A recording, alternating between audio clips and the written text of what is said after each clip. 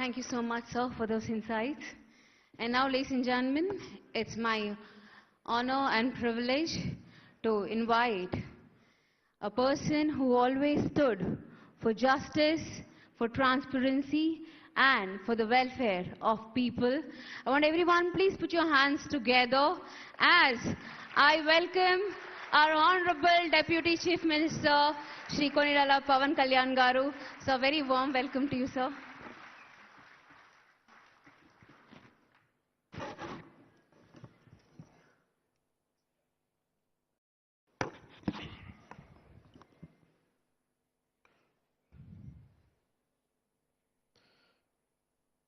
ఈరోజు మాటామంతి కార్యక్రమానికి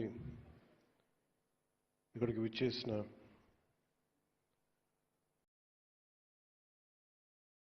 పంచాయతీరాజ్ శాఖ ఉన్నతాధికారి ప్రిన్సిపల్ సెక్రటరీ శ్రీ శశిభూషణ్ కుమార్ గారికి, AP state institute of rural Panchayati Raj commissioner Shri Vachal గారికి, కమిషనర్ పంచాయతీరాజ్ మరియు గ్రామీణాభివృద్ధి కృష్ణతేజ గారికి, కలెక్టర్ మరియు జిల్లా మెజిస్ట్రేట్ శ్రీమతి తమీమ్ అన్సారియా గారికి, అలాగే డైరెక్టర్ నరేగా శ్రీ షణ్ముఖ్ ఐఏఎఫ్ఎస్ గారికి, ఇంజనీరింగ్ చీఫ్ పంచాయతీరాజ్ బాలునాయక్ గారికి, ఇంజనీరింగ్ చీఫ్ గ్రామీణ నీటి సరఫరా శ్రీమతి గాయత్రీదేవి గారికి, director and social audit Srikanth గారికి, ఓఎస్డి వెంకటకృష్ణ గారికి, జిల్లా పరిషత్ సిఇఓలకి, డిపిఓలకి, పీడీ డ్వామాలకి, ఎస్సీ పిఆర్, ఎస్సీ ఆర్డబ్ల్యూఎస్ డిడిఓలకి, ఎంపీడీఓలకి, డిప్యూటీ ఎంపీడీఓలకి, ఇంజనీర్స్కి, గ్రామాభివృద్ధి అధికారులకు, పంచాయతీరాజ్ గ్రామీణాభివృద్ధి ఇంజనీరింగ్ విభాగం, గ్రామీణ నీటి సరఫరా విభాగం సిబ్బందికి, అలాగే మీ అందరికీ నా హృదయపూర్వక నమస్కారాలు. మీ అందరికీ మనస్ఫూర్తిగా మీకు స్వాగతం పలుకుతూ ఉన్నాను. అలాగే మన ప్రోగ్రామ్ని కవర్ చేయడానికి వచ్చిన మీడియా మిత్రులకి, వారికి, national and state print and electronic media మిత్రులందరికీ కూడా అందరి తరఫున నేను హృదయపూర్వక మిమ్మల్ని ఆహ్వానిస్తూ నమస్కారాలు తెలియజేసుకుంటా ఉన్నాను. నేను దాదాపు మనకి సంవత్సరం 6 months అబౌవ్ ఉంది మన గవర్నమెంట్ ఫామ్ అయి. నేను ఛార్జ్ తీసుకున్నప్పుడు ఏ శాఖ అనేది తీసుకోవాలనుకున్నప్పుడు పల్లె నిజంగా మన దేశానికి వెన్నెముక. అందుకని అలాంటి పంచాయతీ రాజ్ని నేను ఒక ఆన్ పర్పస్ ఆప్ట్ చేసుకున్నాను.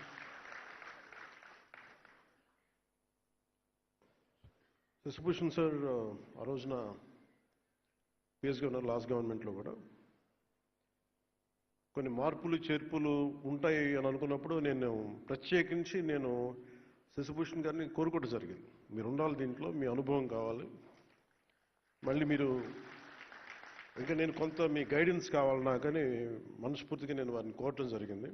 ఈ రోజున రిఫార్మ్స్ ఇంత సజావుగా సాగాయంటే ఆయన ఒక బీహార్ లాంటి రాష్ట్రం నుంచి వచ్చి ప్రజల కోసం ఏదైనా చెయ్యాలి అని ఒక తపనతో వచ్చిన అధికారి ఆయన ఒకప్పుడు. అదే స్పిరిట్ ఆయన ఇంకా కంటిన్యూ చేయాలి మీరు అని చెప్తే ప్రత్యేకించి ఈ రోజున ఇంత సజావుగా సాగడానికి మన ప్రిన్సిపల్ సెక్రటరీ గారికి మనస్ఫూర్తిగా మనందరం ధన్యవాదాలు తెలియజేయాలి. ఛార్జ్ తీసుకున్న తర్వాత నేను అనుకుంది ఇందాక మీరు అన్నట్టుగా పంచాయతీ సర్పంచ్ అయిపోగానే వెంటనే మాట వినరు, మర్చిపోతారని అంటా ఉన్నారు. మీరు దాన్ని బట్టి మీరు కంపేర్ చేస్తే ఒక ఎమ్మెల్యే అయినా ఒక మినిస్టర్ అయినా ఏ స్థాయిలో ఆలోచన ఉంటుందో మీ అందరికీ అర్థం చేసుకోవచ్చు.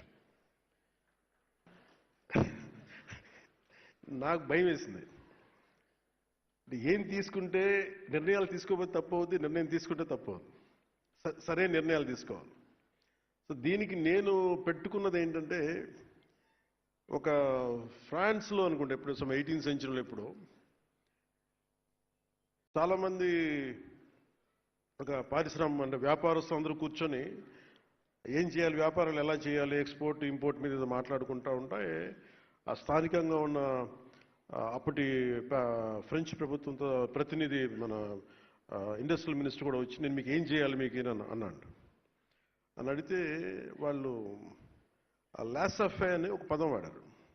దాని అర్థం ఏంటంటే నువ్వేం చేయొద్దు, మమ్మల్ని చెడగొట్టుకుని ఉండి చాలు, నీ పని అసలు మా పని మేము చేసుకుని మమ్మల్ని చెడగొట్టుకుని ఉండి చాలు. సో నేను ఈరోజు చేసింది,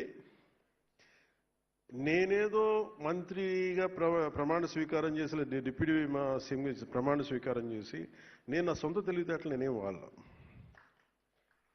చాలా బలమైన నిబద్ధతతో కూడిన అధికారులు ఉన్నారు. చాలా అసలు రిఫార్మ్స్ కావాలి అని చెప్పి ఆకాంక్షించే వెంకటకృష్ణ గారు లాంటి అధికారులు ఉన్నారు. దీనిని ఆయన అనుభవంతో గైడెన్స్ చేసే ప్రిన్సిపల్ సెక్రటరీ గారు ఉన్నారు, శశిభూషణ్ గారు. దీనిని ప్రాక్టికల్గా కేరళ నుంచి వచ్చి అక్కడ మన పంచాయతీరాజ్ వ్యవస్థ ఎంత బలంగా వీళ్ళునుకుందో మనకు తెలుసు. ఆ అనుభవం ఇక్కడ మన కృష్ణతేజ గారి ద్వారా, కమిషనర్ గారి ద్వారా రావడం. సో నేను జనరల్గా ఏం చెప్తారంటే, నేను వచ్చినప్పుడు గతంలో ఎలా ఉండేదని అడిగాను, చాలా రివ్యూస్ చేశాను.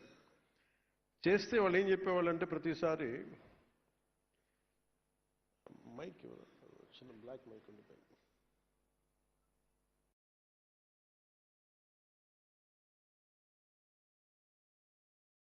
నేను ఏం చేశానంటే ప్రతి దాంట్లో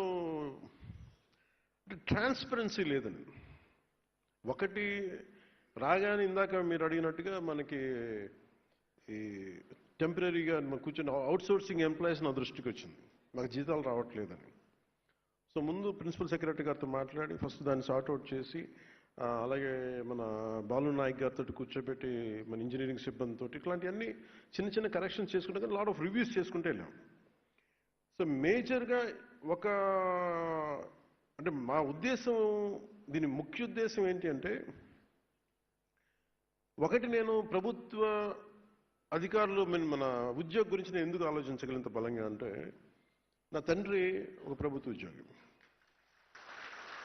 అంటే నా కృతజ్ఞత ఏముంటుందంటే, మేము చదువుకున్నా, మేము పెరిగినా నా తండ్రి ఆదాయం మీద మేము పెరిగాం. సో మాకు ఒక పే బ్యాక్ లాగా ఉంటుంది తిరిగి ఇవ్వడం.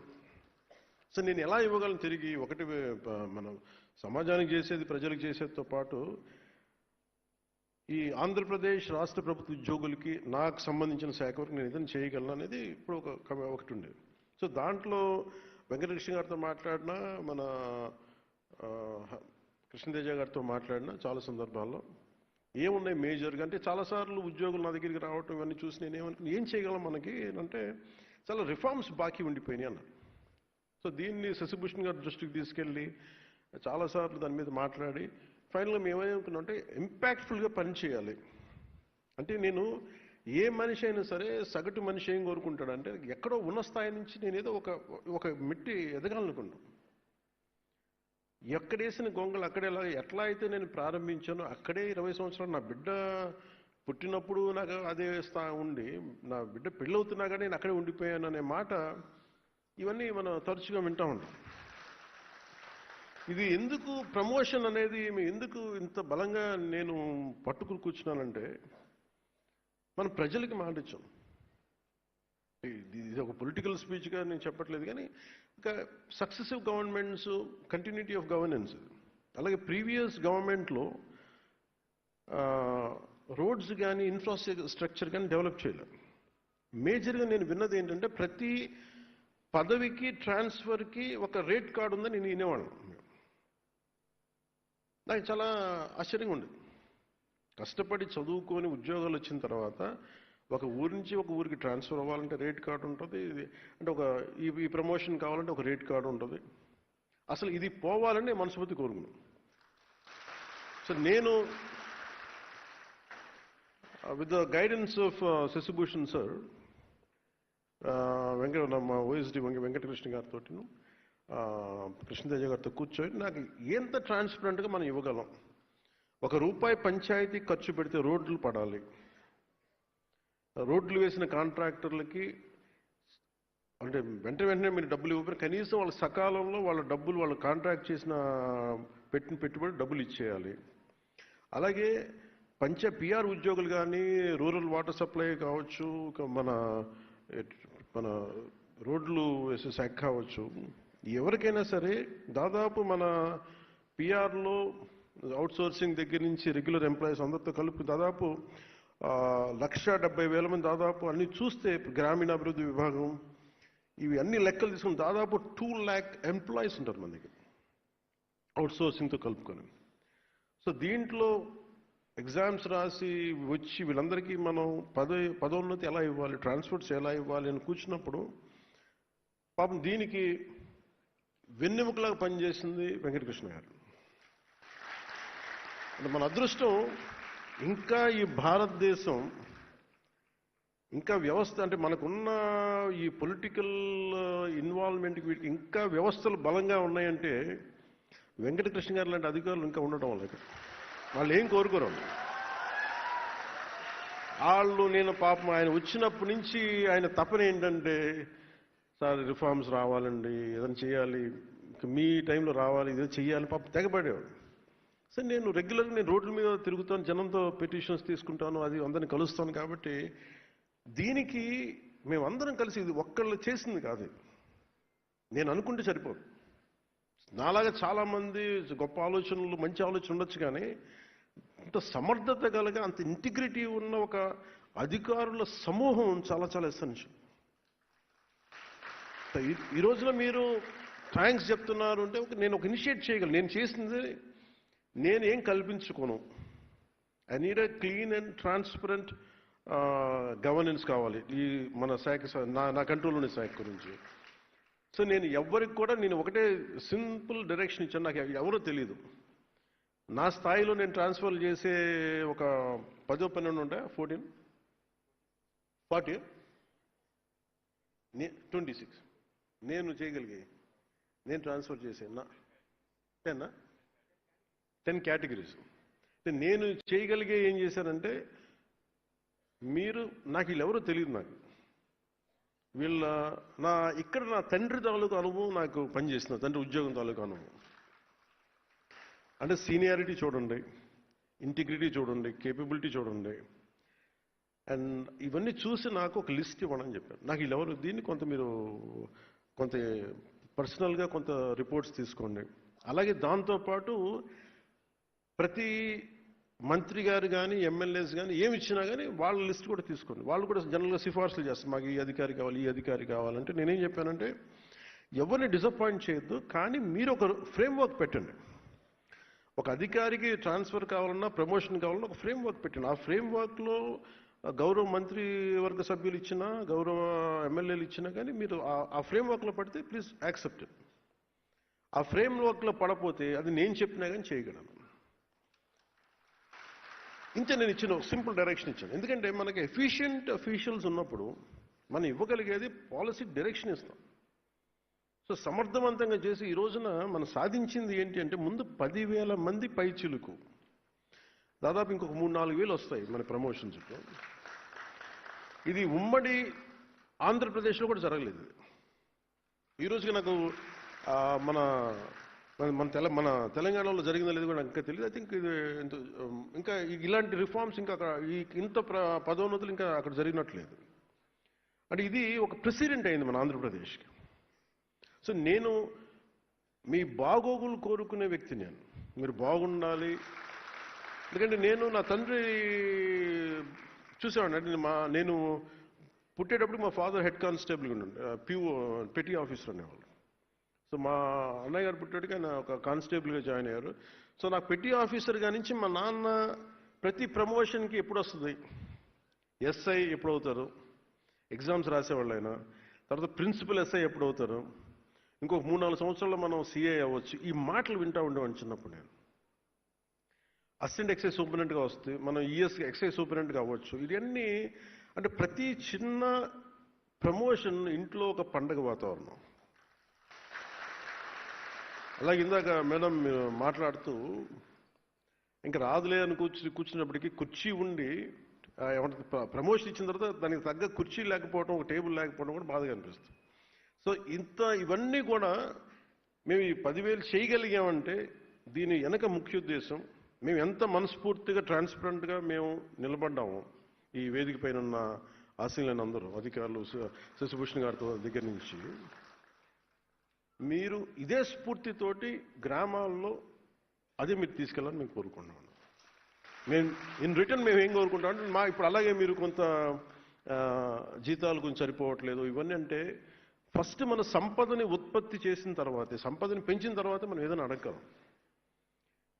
ప్రతి ఒక్కరు ఇప్పుడు ఏం చేశారు, కొన్నిసార్లు ఆర్థిక పరిస్థితి కూడా ఎట్లా అయిపోయిందంటే మనం పని చేయకుండా, ఏ అభివృద్ధి చూపించకుండా, ఇన్ఫ్రాస్ట్రక్చర్ డెవలప్ చేయకుండా, ఇన్ఫ్రాస్ట్రక్చర్కి అసలు డబ్బులు పెట్టకుండా ఎలాగ మనకి సంపద పెరుగుద్ది? అలాగే మీరు చెప్పినట్టు కొంత పొలిటికల్ వ్యవస్థ కొంత మారాలి, అకౌంటబుల్ వ్యవస్థ ఉండాలి. సో వీటన్నిటి మీద కూర్చొని చాలా చాలా ఎక్సర్సైజ్ చేసిన తర్వాత ఇవన్నీ జరిగింది. సో నా కోరిక, నా విజ్ఞాపన, నా విన్నపం, మేము ఏదైతే సదుద్దేశంతో చేసామో దాన్ని మీరు ప్రజలకి చేరువయ్యేలాగా మీరు ఆ సేవలు అందించేలా చేయమని మనస్ఫూర్తిగా కోరుకున్నాం. సో ఈ పంచాయతీరాజ్ వ్యవస్థని బలోపేతం చేయడంలో మీ పాత్ర చాలా చాలా కీలకం. కూటమి ప్రభుత్వం వచ్చిన వెంటనే గతానికి భిన్నంగా ఎలాంటి సిఫార్సులు లేకుండా మేము చేయగలిగాం. అది అలాగే గౌరవ ప్రధానమంత్రి శ్రీ నరేంద్ర మోదీ గారి నాయకత్వంలో వారు అందిస్తున్న నిరంతర సహకారంతో గౌరవ ముఖ్యమంత్రి శ్రీ నారా చంద్రబాబు నాయుడు గారి నాయకత్వంలో ఒకవైపు పల్లెలు అభివృద్ధిని ముందుకు తీసుకెళ్తా ఉన్నాం. చాలా చాలా సంస్కరణలు తీసుకొస్తా ఉన్నాం. అలాగే ఈ సంస్కరణలు రాష్ట్రం ఇంతకుముందు ఎప్పుడు లేని విధంగా ఏడాది కాలంలోనే దాదాపు మీరు ఇందాక చెప్పిన 10,000 మందికి ఇవ్వడం. సో సంస్కరణల ద్వారా పదోన్నతులు ఎలా వచ్చినాయి మీ దృష్టికి తీసుకురావడానికి, గతంలో పంచాయతీరాజ్ గ్రామీణాభివృద్ధి శాఖలో పదోన్నతుల వ్యవహారంలో చాలా చాలా సమస్యలు ఉండేవి. వీడిఓలుగా నియమితులైన వారు అదే పోస్టులు పదవీ విరమణ పొందిన సందర్భాలు ఉన్నాయి. గ్రూప్ 1 ద్వారా ఎంపీడీఓగా నియమితులైన వారు 22 ఏళ్ల పాటు దాదాపు 2 దశాబ్దాల పైచిలకు వాళ్ళకి ప్రమోషనే ఉండేది కాదు, పదోన్నతి ఉండేది కాదు. దీంతో పని పట్ల కొంత ఒక కంప్లసెంట్ యాటిట్యూడ్, ఒక నిరాసక్తత, ఒక నిర్లిప్తత వచ్చేది. దీన్ని పోగొట్టేందుకు చట్టబద్ధంగా అవకాశం ఉన్నంత వరకు సంస్కరణలు తీసుకొచ్చాం. గ్రూప్ 1 ద్వారా ఎంపీడీఓ స్థానంలో నేరుగా డీడీఓలుగా ఎంపికయ్యే ఈ వెసులుబాటుని కల్పించాం. తొలిసారిగా జెడ్పీ సీఈఓ స్థాయిలో ప్రమోషనల్ వ్యవహారంలో ఉమ్మడి రాష్ట్రంలో కూడా ఇందాక చెప్పినట్టు అమలు చేయని నిర్ణయాలని మనం కూటమి ప్రభుత్వం నారా చంద్రబాబు నాయుడు గారి నాయకత్వంలో ఇది అమలు చేస్తా ఉంది. గతంలో జిల్లా పరిషత్ సీఈఓ స్థాయిలో ప్రమోషన్లు చాలా తక్కువగా ఉండే, ఇప్పుడు ఆ స్థాయిలో కానీ తొలిసారిగా 70 మందికి మనం ప్రమోషన్స్ ఇవ్వబోతాం. అలాగే ఇంజనీరింగ్ విభాగంలో ఐఎన్సీ స్థాయి అధికారిగా ఉండి డిప్యూటీ ఇంజనీర్, ఎగ్జిక్యూటివ్ ఇంజనీర్ పోస్టులో ఉన్న అధికారులే బాధ్యత నిర్వర్తించేవారు. మన ప్రభుత్వం వచ్చాక ఐఎన్సీ స్థాయికి కూడా రెగ్యులర్ ప్రమోషన్స్ ఇస్తూ పదోన్నతులు కల్పిస్తున్నాం. అలాగే గ్రామీణాభివృద్ధి శాఖలో కూడా పరిపాలనా సంస్కరణలు తీసుకొచ్చాం. ఆ దిశగా మన చర్యలు తీసుకుంటాం, దాని మీద వర్కౌట్ చేస్తూ ఉన్నాం. అలాగే పంచాయతీ క్లస్టర్ వ్యవస్థ రద్దు, దీనికి పంచాయతీ అధికారులు పంచాయతీలకు బదిలీ చేసే ప్రక్రియలో భాగంగా గతంలో ఉన్న క్లస్టర్ వ్యవస్థని రద్దు చేశాం. 13,300 గ్రామ పంచాయతీని స్వతంత్ర పాలన యూనిట్లుగా మార్చాం. జనాభా ప్రాతిపాదికన 4 గ్రేడ్లుగా విభజించాం. క్లస్టర్ వ్యవస్థలో 3-4 పంచాయతీలకి ఒక గ్రామ కార్యదర్శి విధులు నిర్వహించేవారు. నూతన విధానంతో గ్రేడ్ల వారీగా విభజించబడిన ప్రతి పంచాయతీకి ఒక పంచాయతీ సెక్రటరీ నియమించాం. తద్వారా ప్రజలకు అందాల్సిన సేవలు మరింత సులభంగా ఉంటాయి. అలాగే పంచాయతీ కార్యదర్శి పేరును పంచాయతీ అభివృద్ధి అధికారిగా, అంటే పంచాయత్ డెవలప్మెంట్ ఆఫీసర్గా మార్చాం. 10,000 జనాభా దాటిన గ్రామ పంచాయతీని మాజీ రాష్ట్రపతి డాక్టర్ ఏపీజే అబ్దుల్ కలాం గారి కలల్ని సాకారం చేసేందుకు కొత్తగా రూర్బన్ పంచాయతీలుగా గుర్తించాం. డిప్యూటీ ఎంపీడీఓ స్థాయి గెజిటెడ్ అధికారి నియమించి మున్సిపాలిటీతో సమానంగా అభివృద్ధి చర్యలు చేపట్టేలా తీసుకుంటున్నాం. అలాగే డీడీఓ కార్యాలయాలు 73వ రాజ్యాంగ సవరణ స్ఫూర్తితో గ్రామ స్థాయిలో పాలనను సులభతరం చేసే ప్రక్రియలో భాగంగా దాదాపు రాష్ట్ర వ్యాప్తంగా 77 డీడీఓ కార్యాలయాలు ప్రారంభించాం ఒకే రోజు. గతంలో ఎంపీడీఓ కార్యాలయాల్లో ఒక మూలను కూర్చొని విధులు నిర్వహించుకునే పరిస్థితి నుంచి పూర్తి స్థాయి సిబ్బందితో ప్రత్యేక కార్యాలయాలు ఏర్పాటు చేసాం. అవి మన గవర్నమెంట్ సొంత కార్యాలయాలు. ఈ కార్యాలయాల్లో ఆర్డీఓ స్థాయి అధికారిని నియమించి పంచాయతీరాజ్ మరియు గ్రామీణాభివృద్ధి శాఖలోని అన్ని విభాగాల డివిజనల్ అధికారులు అయిన డీడీఓలు, డిఎల్పిఓలు, ఏపీడీ డ్వామా మరియు ఇతర అధికారులు ఈ కార్యాలయం నుంచే ఒకటే చోట సేవలు అందిస్తారు. పౌర సేవలు మరింత విస్తృతంగా ప్రజలకు చేరువయ్యేందువరకు ఈ మార్గం సహాయపడుతుంది.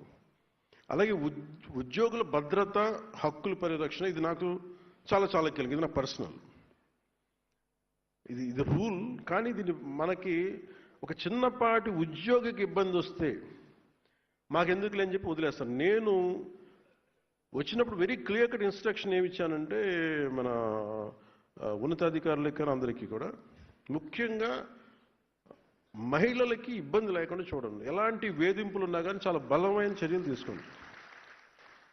అది ఎట్టి పరిస్థితుల్లో that's one uncompromising approach this government is intended to take it forward. రెండు, ఎవరి మీదైనా సరే ఎనీ పొలిటికల్ కావచ్చు, మిగతా వాళ్ళు కావచ్చు, వారి మీద దాడి జరిగితే మటుకు మీరు స్పేర్ చేసేది లేదని చాలా క్లియర్ కట్గా చెప్పాం. ఉద్యోగుల భద్రత, వారి హక్కుల పరిరక్షణ బాధ్యతని భుజస్కంధాలపైకి మేము చాలా బలంగా ఎత్తుకున్నాం. ఉదాహరణకి ఉమ్మడి కడప జిల్లా గాలివీడు ఎంపీడీఓ శ్రీ ఆల్ఫ్రెడ్ జవహర్ బాబు గారి మీద ఒక పార్టీ నాయకులు దాడి చేసాం. స్వయంగా వెళ్ళి నేనే అండగా నిలిచాం.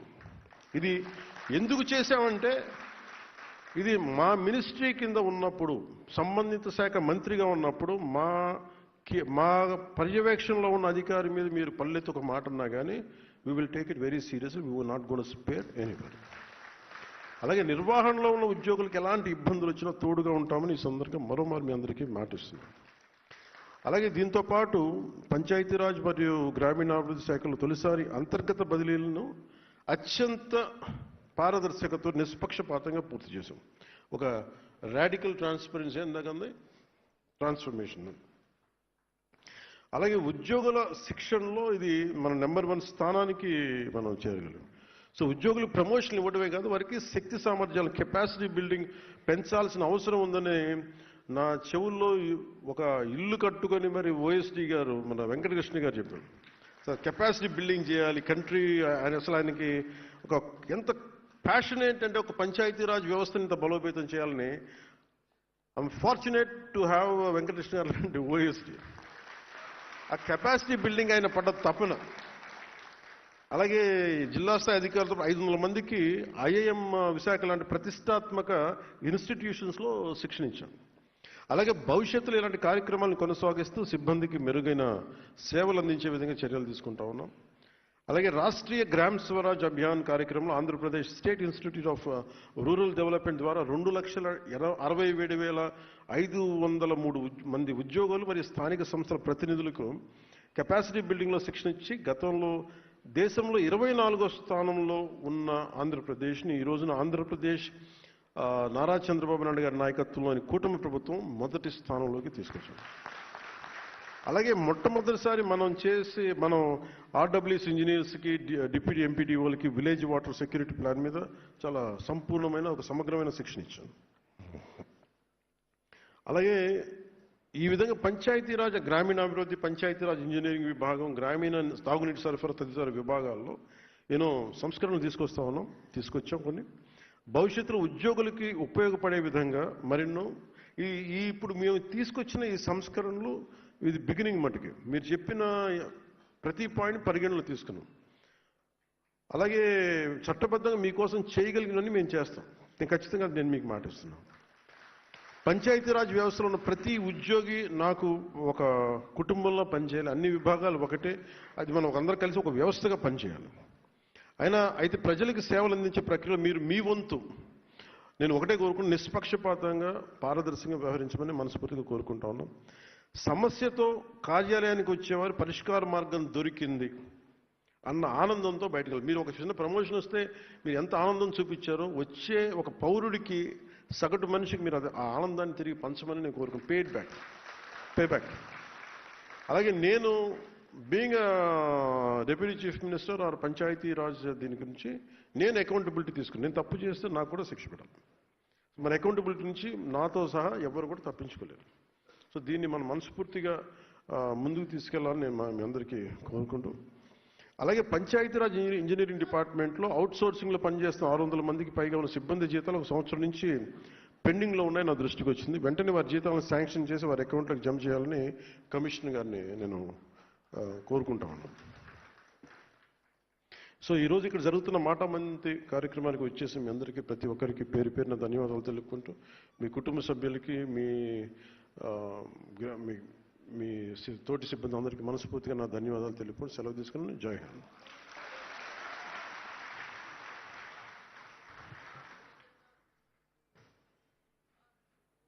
A thunderous round of applause, ladies and gentlemen, for Sir.